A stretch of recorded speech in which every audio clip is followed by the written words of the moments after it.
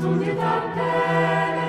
Viens, suis-moi, Lève-toi et ne crains pas de marcher avec lui. Il est ton chemin de vie, la route de ta joie. Il est ton chemin de vie, la route de ta joie.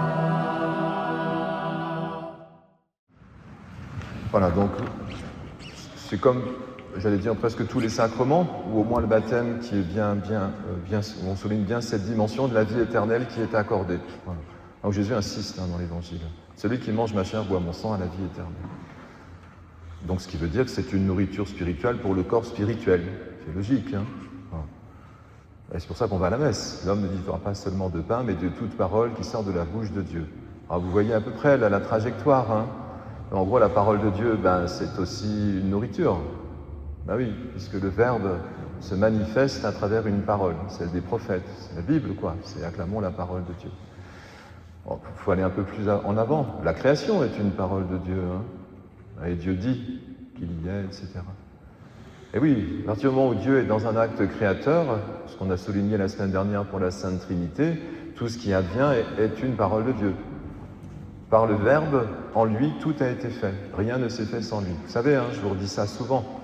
Ça veut dire que vous êtes une parole de Dieu. Bah oui, parce que c'est Dieu qui crée. Donc si nous sommes une parole de Dieu, ça veut dire que nous portons quelque chose de l'ordre de la filiation. C'est pour ça qu'on baptise les enfants. Et puis ce baptême fait que cette parole advient. Parce qu'une parole est toujours un échange. Je ne vous refais pas la Sainte Trinité, quoique peut-être faudrait. Parce que c'est toujours au nom de la Trinité que nous pouvons célébrer un sacrement. Alors je vais vous le dire pour ceux qui ne m'ont pas entendu dimanche dernier. Quand Dieu crée, il crée par une écoute. Alors, je vous le redis parce que, évidemment, vous l'avez oublié, et puis peut-être que vous l'oublierez à nouveau, et puis parce que c'est pas comme ça qu'on nous l'a forcément transmis. La création du Père, Jésus le dit, hein, il dit de même que le Père vit en moi, de même que le Père m'a envoyé, moi aussi, et je demeure dans le Père, moi aussi je demeure en vous parce que je vous ai envoyé. Donc c'est ce fameux appel de Dieu que nous avons reçu, une vocation. Oui, mais quand Dieu crée, dans la Trinité, c'est un grand mystère. Hein. C'est d'ailleurs dit plusieurs fois, cette nourriture que vous ne connaissez pas. Oui, puisque c'est un mystère. Il ne faut pas que je vous dise tout dans le désordre. Donc quand Dieu crée, il crée par une écoute. C'est ce qu'on appelle la croix. C'est cet accueil au sein même de la Trinité qui fait que les personnes s'écoutent et quelque chose se vit de l'ordre d'une communion dans l'amour, dans la charité, voilà, la communion dans l'Esprit Saint. Donc du coup, c'est cette écoute du Père qui crée le monde dans lequel nous vivons. Et comme les prophètes écoutent, alors comme le Fils a toujours écouté son Père de toute éternité, hein, voilà. Évidemment, quand cette parole se manifeste, il y a aussi quelque chose de l'ordre d'une écoute. Les prophètes ont écouté la parole de Dieu, donc il la publie, il la proclame à l'extérieur. Et puis ensuite, Jésus advient, la parole se fait chair. Et Jésus, que fait-il? Il écoute son Père, hein, puisque dans l'éternité de Dieu, il l'a de toute façon écouté. Le Verbe écoute celui qui l'a créé. Mais celui qui l'a créé écoute aussi celui qu'il a créé. Ça va, hein, c'est la boucle habituelle nécessaire pour que nous comprenions à quoi nous sommes invités en tant que conversion. Donc du coup, nous arrivons à ce point où Jésus nous dit, je pars, mais je vous laisse le Paraclet, c'était la Pentecôte, l'Esprit Saint, et puis il nous laisse cette nourriture nécessaire pour que nous puissions prendre soin de l'enfant de Dieu qui nous est confié. C'est quand même le sommet de la vie chrétienne, l'Eucharistie. Vous savez, autrefois, la fête de Dieu, il y avait des processions, c'était très développé. Hein. Aujourd'hui, nous faisons un peu en mode intimiste. Enfin, il y a quand même un temps d'adoration cet après-midi avec l'exposition du Saint-Sacrement. Mais c'est vrai que c'est quand même ce qui nous permet, ça va beaucoup plus loin. À ce titre-là, nous ne sommes pas protestants, je ne sais pas. Bon, parce qu'il y a toutes sortes d'écoles. Je crois que les luthériens reconnaissent la présence réelle. Il faut leur demander. Hein. Enfin, nous, on a une certaine addiction, comme je l'ai dit il n'y a pas longtemps. Ça veut dire que nous avons besoin d'aller à cette table eucharistique qui définit la vie catholique. Donne-nous aujourd'hui notre pain de ce jour. Ah oui, mais c'est quand même une proximité avec Dieu qui est... Nous pouvons rendre grâce. Ah oui, il faut que je vous en parle d'ailleurs.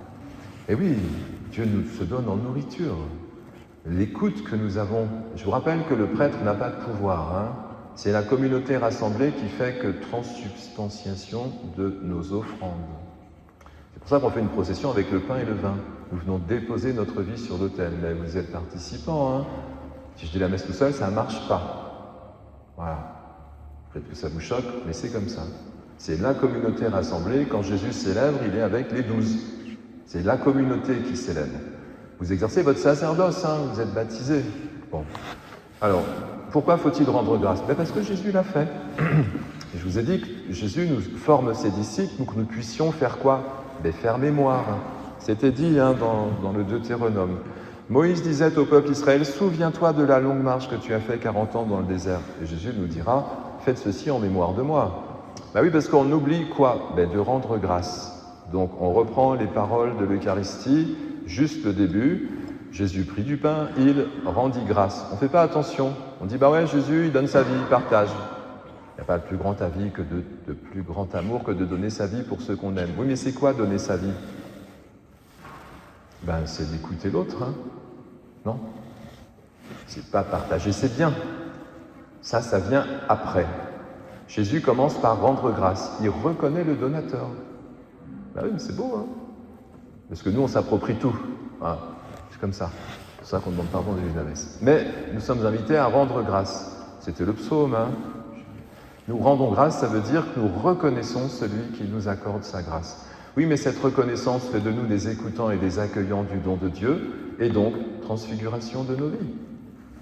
Vous savez, on a prié pour l'eau bénite, hein. On a reconnu le donateur, hein. C'était dans la prière. Hein. Nous remercions pour l'eau qui nous permet de vivre, et nous te rendons grâce. Et on bénit cette eau à ce titre-là, donc eau bénite. Puis on pourrait continuer avec tout ce qui va servir pour un baptême. L'huile sainte, le Saint-Crème, etc. Donc Jésus prit du pain, il rendit grâce, il prie son Père. Donc encore une fois, retenez de Jésus qu'il est celui qui vient nous manifester la posture nécessaire filiale. Il est à l'écoute d'un autre.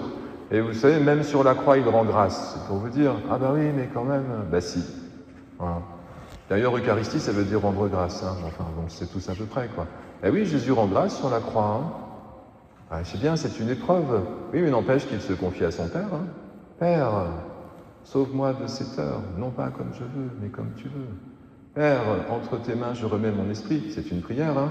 Ça veut dire qu'il se remet sous le regard de celui qui pouvait le sauver de la mort. Je vous dis des choses qui tournent en boucle. Hein. Une fois que vous avez compris ça, nous sommes invités à rendre grâce. Donc, si vous ne voulez pas vous approprier vos enfants, baptisez-les. Rendez grâce pour la joie d'avoir un enfant qui naît dans sa famille. Si vous voulez vous marier, si vous voulez épouser quelqu'un ou si vous voulez vivre en couple, rendez grâce. Reconnaissez le don vocationnel de l'amour qui vous a été fait et qui permet de faire une alliance. Hein. Sinon, après, on s'approprie son conjoint. Bon, voilà. Mais ça, c'est assez stérile. Hein. Donc, d'ailleurs, Jésus l'a dit. Enfin, je ne vais pas vous lire tous les textes, hein, il va falloir que je m'arrête.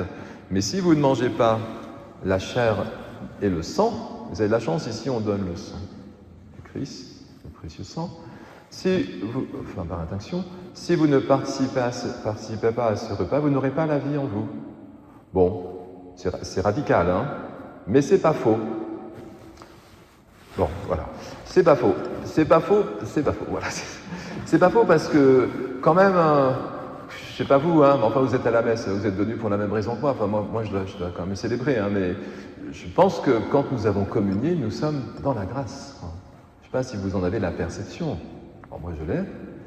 C'est une addiction, hein, je vous l'ai dit dès le début. Hein. Ça veut dire que moi, si je communie pas tous les jours, je vais pas bien. Voilà. Et c'est très vrai. Et je ne suis pas en train d'essayer de vous convertir. C'est juste que quand la grâce est donnée, vous êtes gracieux. On a une chance incroyable. Hein. Jésus nous a laissé un sacrement qui nous nourrit et nous permet de poursuivre le pèlerinage ici-bas confiant, apaisé, joyeux, libéré. Bon, c'est le mot de la fin. Pourquoi? Parce que vous avez entendu qu'en Égypte, ils étaient esclaves. Et ça veut dire qu'en Égypte, vous connaissez les textes, hein, ils étaient un peu dans la convoitise. D'ailleurs, ils veulent faire demi-tour, hein, parce qu'au bout de 40 ans, ils en ont marre de manger la manne. Oui, mais Dieu t'a appris la pauvreté. C'est quoi la pauvreté? C'est que tu ne vas pas y arriver si je ne t'aide pas. Oui, mais ça s'appelle aussi l'humilité. Hein. Jésus est pauvre et humble, doux et humble aussi, hein, de cœur. Ça veut dire que nous nous mettons sous le regard de celui qui peut nous aider, nous nourrir, nous accorder la croissance et la vie éternelle que nous ne recevrons pas si un autre ne nous la donne pas. Donc rendons grâce à ce Dieu qui nous écoute parce qu'il nous aime inlassablement, et nous essayons peu à peu de rendre grâce pour l'écouter, et puis de poursuivre cette gestation spirituelle qui nous est confiée, car évidemment, nous sommes destinés, comme le ressuscité, à la vie éternelle et à la liberté. Amen.